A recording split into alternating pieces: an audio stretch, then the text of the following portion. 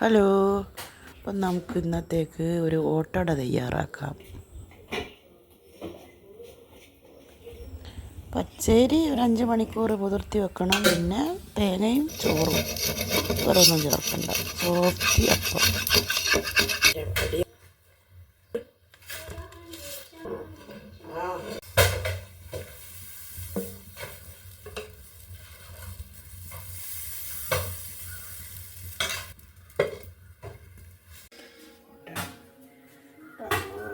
പൂപ്പോലത്തെ ഓട്ടട.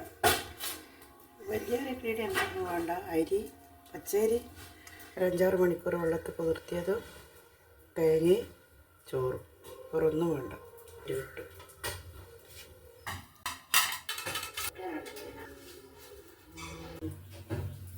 ഇന്നത്തെ ഭക്ഷണം ഇതാണ്. നോമ്പുതാക്ക് പിന്നെ ഓട്ടട. ഇതാ ചിക്കനും കൂട്ടി അടിക്കുക. ഇതും കൂടെ ഓട്ടട. ഓക്കെ.